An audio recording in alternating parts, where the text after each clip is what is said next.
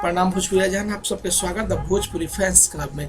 हमारे चैनल के सब्सक्राइब के लिए चलिए आज आप सबके बतावा जा रहा है कि सुपरस्टार खेसारी लाल यादव एगो नया कार ले ले बाड़े। जी हाँ भैया, आप सही सुन रहे बनी कि खेसारी लाल यादव एगो नया कार ले ले बाड़े, जौन कार के नाम हो फॉर्च्यूनर। जी हाँ भैया, और बड़ा ही अच्छा डिजाइनिंग में डले बाड़े खेसारी लाल यादव। ऊपर माइक, लाइट और प्लस में नंबर प्लेट भी बहुत बढ़िया बा। खेसारी लाल यादव एगो नया कार ले ले बाड़े फॉर्च्यूनर, और फेसबुक पर शेयर करके आप सबसे लाइक, कमेंट्स और इसी बात मंगले बड़े। आप सब देख रहे बने कि खेसारी लाल यादव कार के साथ अपन सेल्फी खिंचवा के शेयर के लिए बड़े। आप सबसे लाइक कमेंट देख रहे हो तो आप सब कमेंट करी, कंग्रेचुलेसन करी खेसारी लाल यादव के, और आशीर्वाद दी कि यही तरीके आगे बढ़त रहस और कार फॉर्च्यूनर का, मर्सिडीज, BMW सब कुछ खरीदस। कहे कि भैया भोजपुरी के स्टार वालों पवन सिंह, खेसारी लाल यादव, निरहुआ कहे कि 3 गो स्टारन से भोजपुरी इंडस्ट्री जानल जा रहा है। तो बहुत बढ़िया बा कि हमने के भोजपुरी के एक्टर भी इतना विकास कर रहे वालों, कार, फ्लैट सब कुछ ले रहे और बढ़िया बात बा। तो आप सब कार देखनी खेसारी लाल यादव को प्यार दी, आशीर्वाद दी कमेंट के द्वारा।